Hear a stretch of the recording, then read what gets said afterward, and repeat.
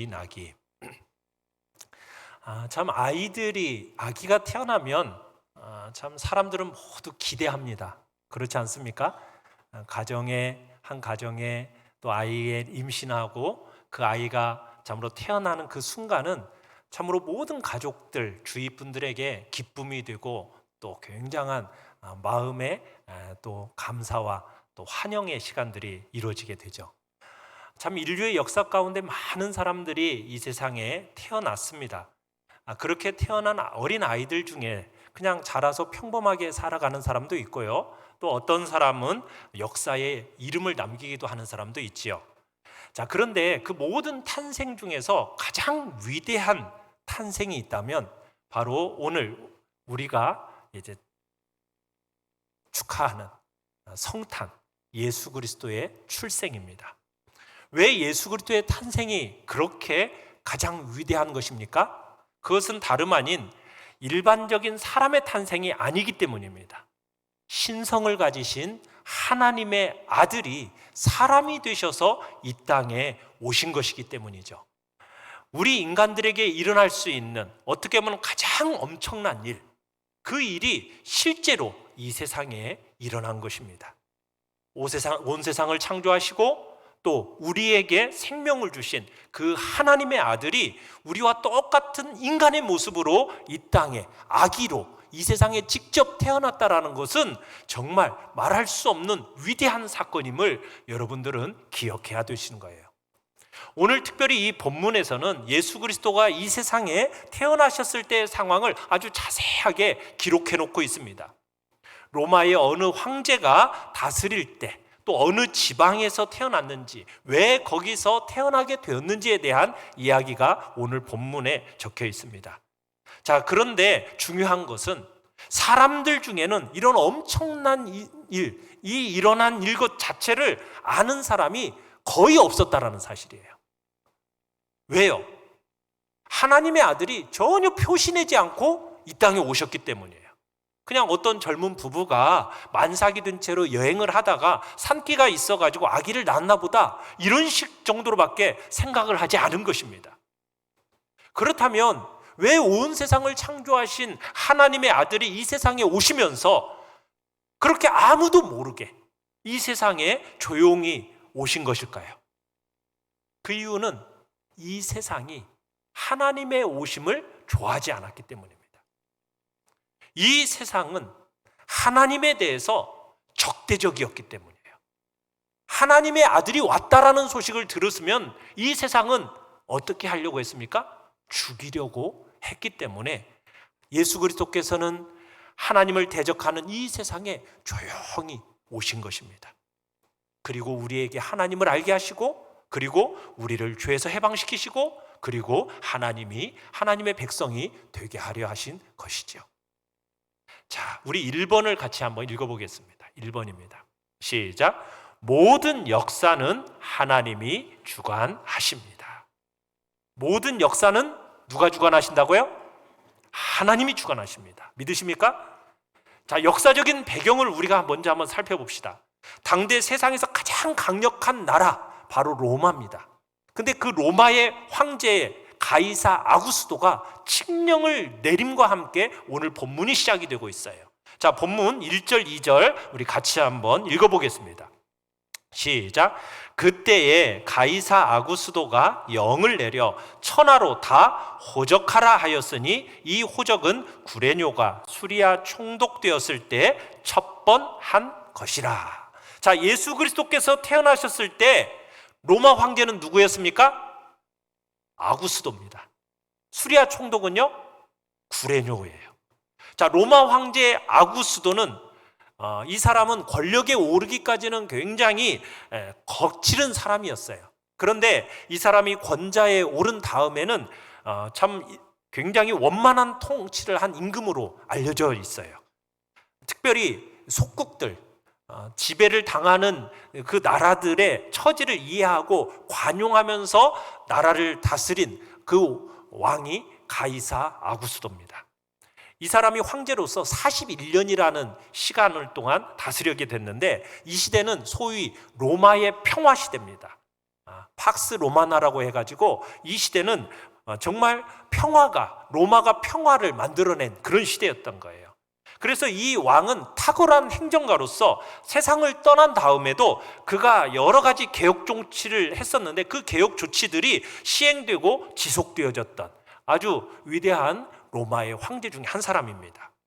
자, 그런데 이 예수 그리스도께서 태어나셨을 때 이 사람이 너무나도 기억하기 좋은 사건을 하나 만들어낸 거예요. 그 사건은 뭡니까? 로마 황제 아구스도가 온 천하로 뭐하라? 자기 고향에 가서 뭘 하라고 했습니까? 호적을 하라는 거예요. 호적을. 이 명령을 내렸어요. 가이사 아구스도가 이 명령을 내린 이유는 아마 그랬을 겁니다. 공정한 세금을 매길 기초 자료로서 인구 조사가 필요했던 것으로 보여요. 그래서 1절에 기록된 것처럼 천하로 다 호적하라는 명령을 내린 거죠. 당시는 모든 사람이 다 호적을 하려면 어디로 가야 됐어요? 고향으로 가야 됐어요. 그래서 각각 고향으로 내려가서 자신의 호적을 이제 올려야 됐던 겁니다. 그래서 2절에 인구 조사가 실시되던 당시 그 지역의 행정 책임을 황제로부터 위임받은 이 구레뇨가 수리아 총독 직무를 수행하고 있었던 겁니다. 사랑하는 성도 여러분, 우리 기독교는요, 역사에 뿌리를 내린 종교예요. 역사에. 그냥 뜬금없이 나타나 있는 그런 종교가 아니라 어디에 뿌리를 내리고 있다고요? 역사에 뿌리를 내리고 있어요. 그래서 이 글을 쓴 사람이 누가지 않습니까? 누가는 이 예수 그리스도의 탄생의 사건을 세계사 속에서 소개를 하고 있습니다. 어떻게 보면 우리의 처지에서 보면은 극히 타당한 이야기일 수가 있어요. 그런데 여러분, 온 세상이 지금이야 문명 중심의 사회 속에서는 12월만 되면은 캐롤이 막 울려 퍼지면서 예수님의 탄생 사건을 막 이렇게 높이지 않습니까? 이렇게 널리 퍼뜨리잖아요. 그리고 온 세계가 예수님이 오신 것을 중심으로 해서 어떻게 되어져 있습니까? 세계 연대를 산출합니다. 그죠?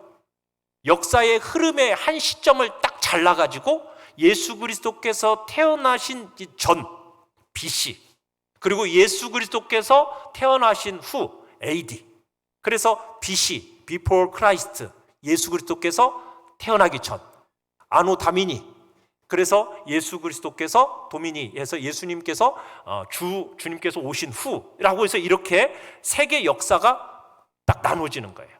그러니까 어떻게 보면 역사의 주인이 누구라는 것은 이론의 여지가 없는 겁니까? 예수 그리스도라는 것은 어떻게 보면은 세계적으로도 이론의 여지가 없는 거예요. 다 수긍하는 겁니다.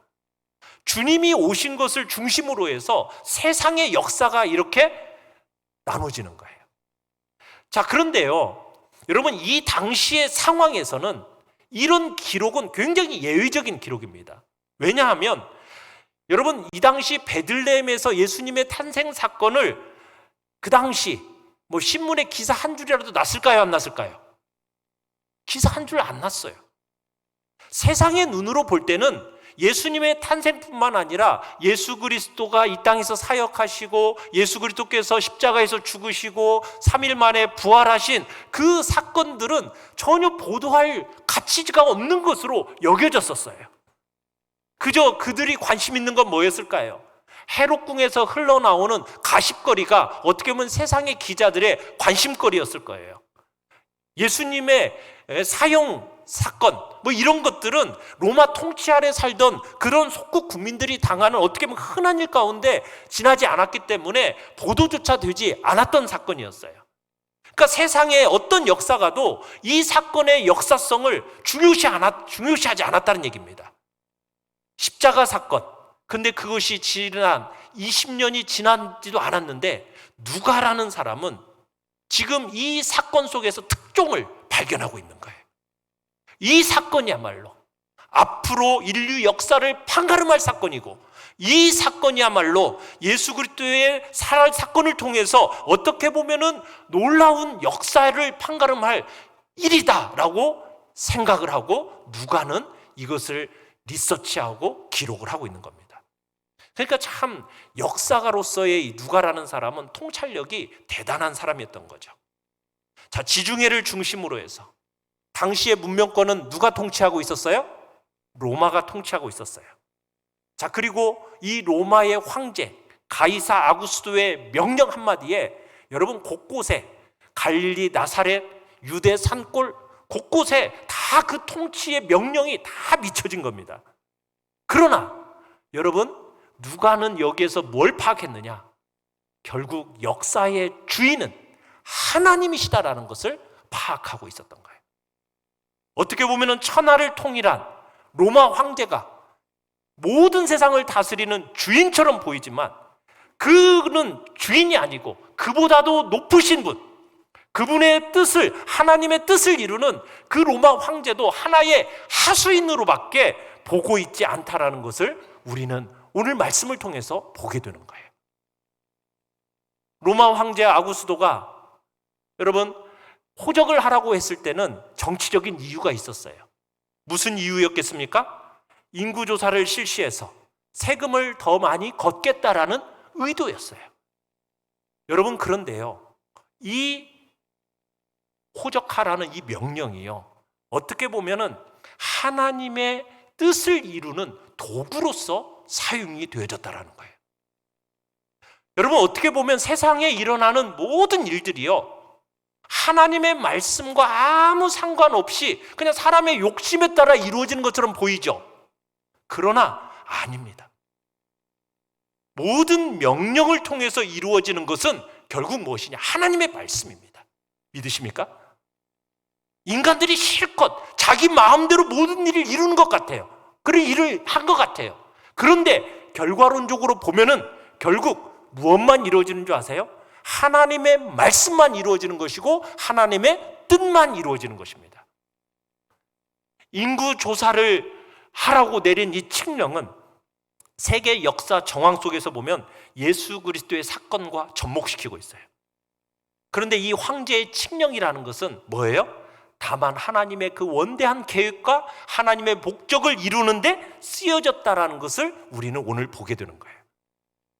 여러분, 세상을 살아가면서 역사의 의미를 묻는 우리에게 이 사건은 굉장히 위로가 됩니다.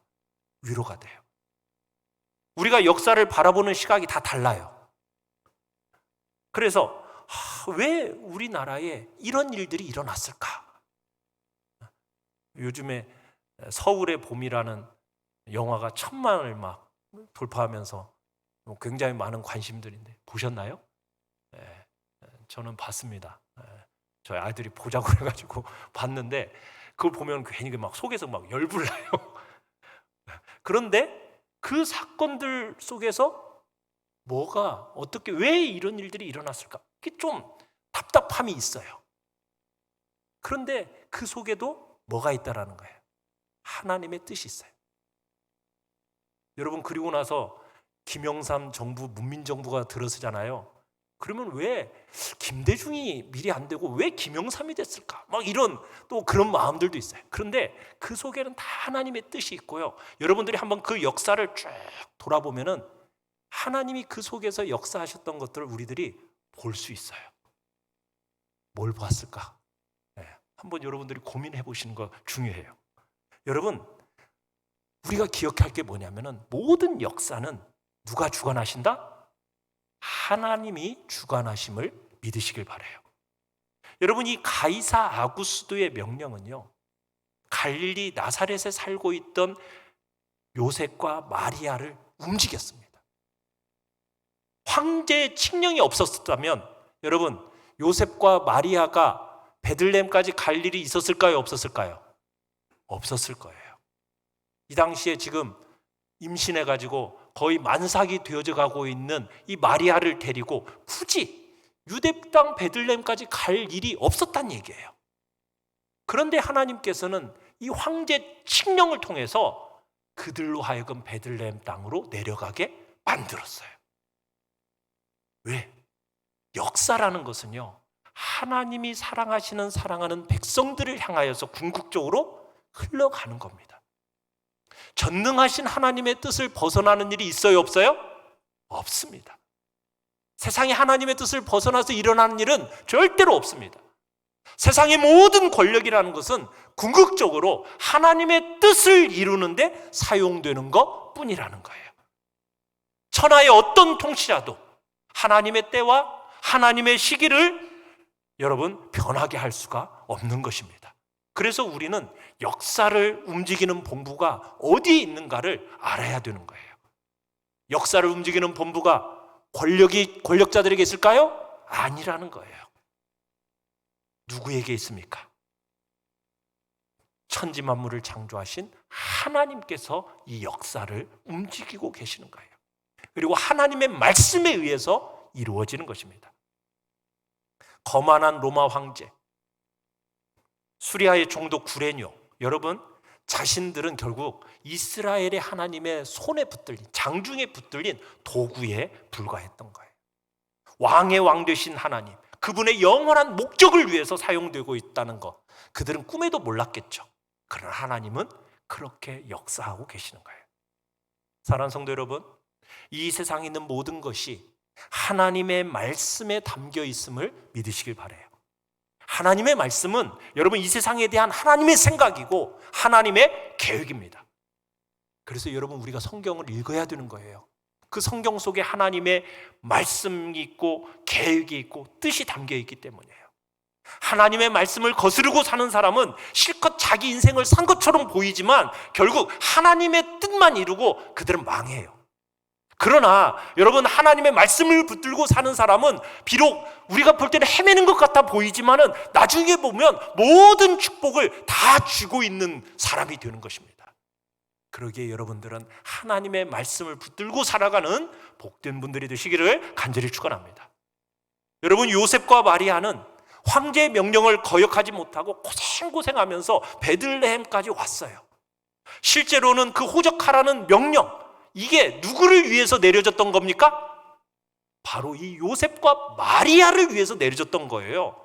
겉으로 보기에는 아구스도, 이 가이사 아구스도 황제, 이 수리아 총독 구레뇨, 이 사람들이 주인공 같은데 실제로는 누가 주인공이에요?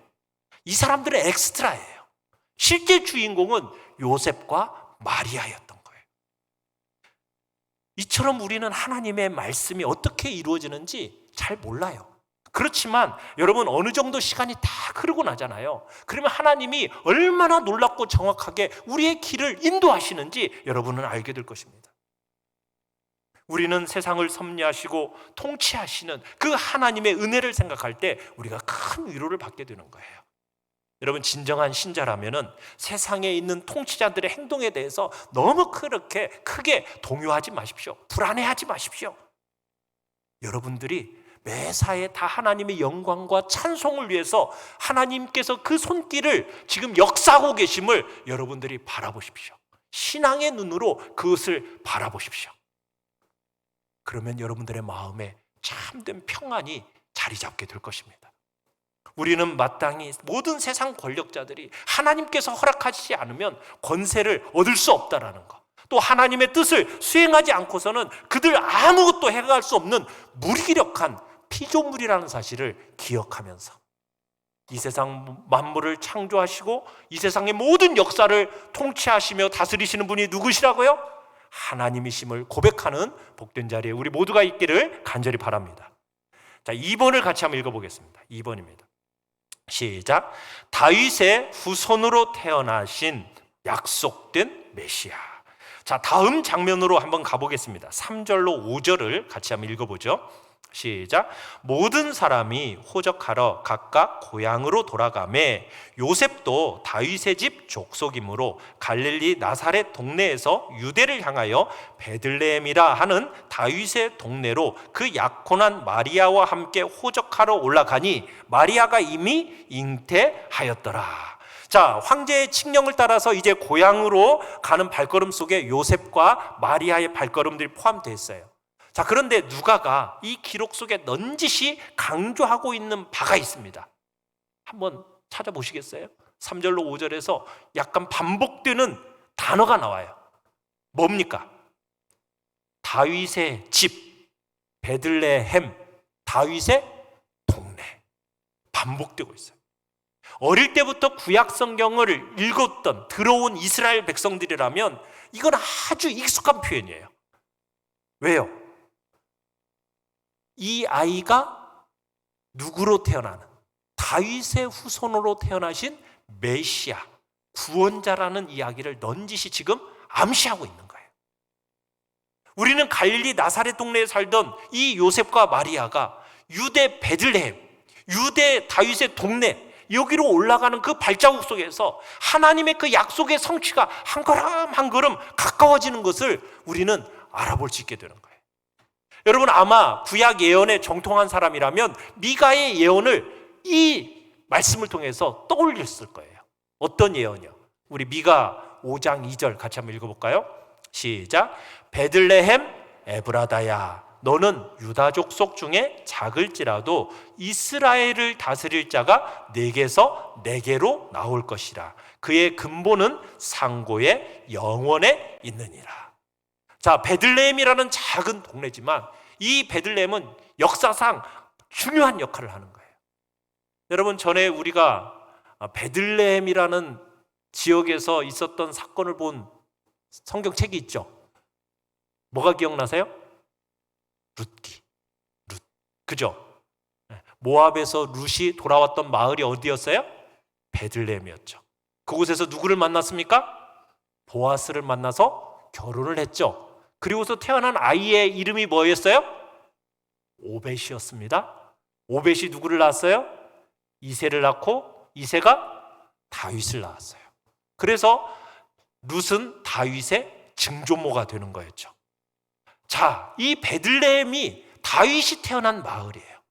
이제 다윗의 후손인 예수 그리스도가 바로 예언의 성취로 태어나게 되는 거예요. 그때 베들레헴에서 태어나신 분, 하나님의 약속에 따라서 세상에 오신 하나님의 아들이신 겁니다. 약속에 신실하신 하나님이 하나님의 그 약속을 따라서 베들레헴에 그 아들 예수 그리스도를 태어나게 하신 거예요. 약속을 따라서 된 거예요. 그러면 여러분, 때가 참에 그 아들을 구주로 보내신 하나님께서 또 한 번 때가 차면 그 아들을 보내시겠다고 약속하셨습니다. 전에는 구원자로 보내주셨지만 이제는 다시 오실 예수님은 누구로 오시는 겁니까? 심판주로 오십니다. 사랑하는 성도 여러분, 우리가 성탄절을 기다리는 것은 그 옛날 사건이 오늘 무슨 의미를 가지는지를 알기 위해서예요. 여러분, 2000년 전 이 사건은 약속을 따라서 예수 그리스도께서 오신 사건이에요.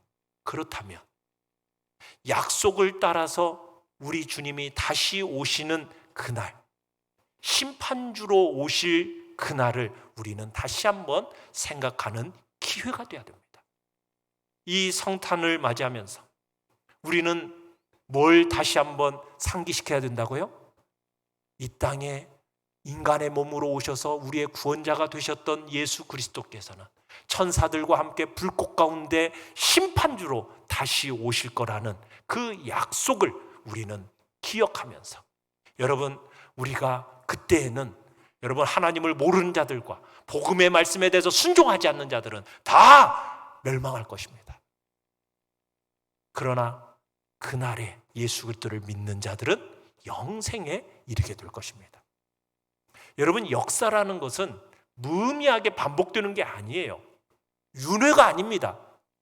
요즘 자꾸 미디어에서는 전생, 윤회 이런 식으로 자꾸 우리의 이 가치관을 흔들어 놓는데 아닙니다. 역사는 하나님이 쏘신 화살과 같이 여러분, 하나님의 목표를 향해서 날아가고 있는 거예요. 역사는 그렇게 지금 진행되고 있는 거예요.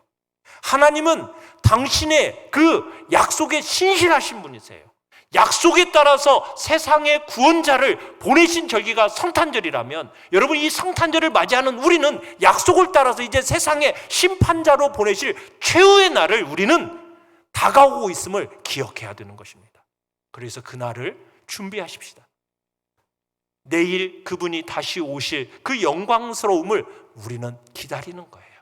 우리 모두가 하나님의 아들 예수 그리스도, 그분이 다시 오실 그 영광의 날을 대망하면서 그날이 이제 밝아올 것을 기대하면서 여러분들이 준비하는 복된 자리에 있기를 간절히 바랍니다. 3번을 읽겠습니다. 시작. 말구유에서 비천하게 태어나신 구주 예수님. 자, 마지막 장면은 예수님이 탄생하신 거예요. 우리 6절 7절을 같이 한번 읽어보겠습니다. 시작. 거기 있을 그때에 해산할 날이 차서 첫 아들을 낳아 강보로 싸서 구유에 뉘었으니 이는 여관에 있을 곳이 없음이러라. 이야기가 아주 간결하게 기록되어 있죠. 거기 있을 그때 해산할 날이 차서 첫 아들을 낳았대요. 강보로 쌌대요. 구유에 뉘었대요. 자, 이 세 가지 동사를 아주 간단하게 기록하고 있는데, 여러분, 기록이 간결한 만큼 여러분 비천한 상황 속에 오신 구주의 모습이 아주 두드러지게 드러나고 있습니다. 사랑하는 성도 여러분, 아마도 요셉 위에도 이 베들레헴에 호적을 하러 온 사람들이 굉장히 많았던 것 같아요. 일단 베들레헴 고향인 사람들은 다 베들레헴으로 왔겠죠. 우리도 명절 때가 되면 막 귀향길 막 사람들이 많이 가지 않습니까? 그런 것처럼 베들레헴에 막 사람들로 굉장히 많이 붐볐던 것 같아요. 그런데 요셉은 베들레헴에 친척이 사는 게 아니었어요. 그곳에 여관방도 얻을 수가 없었어요. 왜냐하면 어디든지 사람들이 몰려드니까 아마 그 방 잡기가 쉽지도 않은데다가, 여러분, 그때 사람들이 많이 몰리면 방값은 어때요? 막 몇 배가 막 뛰잖아요. 아마 그랬을 거예요. 그러니까 모두 다 안락한 곳을 원하는 상황이었기 때문에 가난한 약혼자로서는 방을 차지할 수 있는 상황이 아니었던 거죠. 그러니까 요셉은 마리아가 출산하려고 하기 때문에 막 빈 방을 찾아서 여기저기 헤맸어요. 근데 빈 방이 있었어요, 없었어요? 없었어요. 그렇다고 해서 해산한다고 해서 방을 비워주는 사람이라도 있었나요? 없었어요. 결국 마리아는 어디로 가게 됩니까? 짐승 우리에 들어가게 되고 거기서 아기를 낳게 되는 거예요. 짐승의 우리임을 알 수 있는 단어가 뭘로 지금 표현되고 있어요? 구유라는 단어를 통해서 보여지고 있는 거예요. 여러분, 보통 아이가 출산하면은, 아이가 낳으면은 굉장히 축하받고 환영받잖아요. 그죠? 온 집에 새로 태어난 그런 아이에게 관심을 가지지 않습니까? 그런데 예수님의 출생에 대해서 주위 어떤 사람으로부터도 환영받지를 못했어요. 일가 친척 중에 예수님의 탄생을 기뻐하고 축하한 사람 한 사람도 없었습니다. 예수님이 태어난 그 베들레헴 사람들 중에서도 예수님의 탄생을 기뻐하고 축하한 사람 아무도 없었어요. 어떻게 보면 태어나서는 안 되는 아기가 태어난 것처럼 예수님은 사람들로부터 거부당했던 거예요. 결국 짐승의 우리에서 태어나시게 된 거예요. 여러분, 이처럼 태어나실 때 인간 세상에 몸둘 바를 찾지 못하신 분이 바로 우리의 구주이십니다. 세상으로 인해서 거절당하실 앞날을 미리 보여주는 것처럼 보이는 거죠. 그래서 성경은 여관에 있을 곳이 없음이라라. 단지 여인숙에 있을 자리가 없었다, 이 이야기보다도 세상 어느 곳에도 발붙일 자리를 찾지 못할 예수님의 앞날을 내다보는 기록인 거죠. 그러니까 이 땅에서는 예수님이 발붙일 만한 곳이 없으셨던 거예요. 그렇게 비천한 상황 속에서 우리 주 예수님이 태어나셨어요. 여러분, 이것이 우리와 무슨 상관이 있을까요? 여러분, 많은 사람을 섬기고자 이 땅에 오신 우리 주 예수 그리스도, 그분의 출발점을 우리에게 보여주는 바가 있습니다. 뭐예요? 모든 사람보다 가장 낮은 자리에서 그 생을 시작하셨다라는 거예요. 왜? 모든 사람을 섬기기 위해서. 섬김이라는 건 뭐예요? 가장 낮출 때 가능한 게 섬김입니다. 섬기는 첫 걸음 뭔지 아세요? 포기하는 겁니다. 내려놓는 거예요. 자기가 가지고 있는 기득권을 내려놓지 않고서는 여러분, 섬김은 불가능한 거예요. 내려놔야 돼요.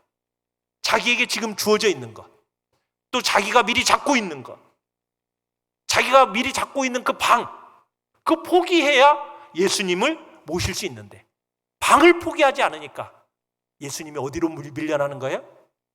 짐승의 우리애로 밀려나서 그곳에서 태어나시게 되는 거예요. 그러면 예수님은 원래 가난한 분이셨나요? 아닙니다. 본래는 부유하신 분이셨어요. 그러면 왜 가난하게 이 땅에 오신 겁니까? 왜 가난하게 되셨어요? 왜요? 우리를 부유하게 만드시기 위해서 가난하게 되신 겁니다. 주님이 그 본래의 영광을 포기하지 않으셨다면 우리는 여전히 죄악 가운데서 비참한 가운데 살 수밖에 없었을 것입니다. 그저 하나님 없이 세상 속에서 비참한 가운데 그렇게 살아야만 했기 때문에 하나님께서 하늘 영광을 포기하시고 이 땅에 오신 거예요. 예수님께서 여러분 짐승의 밥그릇 구유에 누인 것은 왕자의 우리를 앉도록 하시기 위함임을 믿으시길 바랍니다. 여러분, 하나님의 자녀로서 영광을 누리도록 하시기 위해서 자신은 그 낮고 낮은 짐승의 밥그릇에 오신 거예요. 하나님의 아들이 사람의 아들들로 하여금 진정한 하나님의 자녀로 거듭나도록 하기 위해서 자신은 가장 낮고 낮은 그 짐승의 밥그릇 속으로 오신 거예요. 모든 기득권을 포기하고 희생과 섬김의 자리에 있을 때 기쁨과 평안함이 찾아오는 것입니다. 우리를 부르심도 이제 무엇을 위하여 부르심입니까? 이 땅에서 누리고 잘 살아서 여러분 군림하는 자리로 우리를 부르신 게 아닙니다.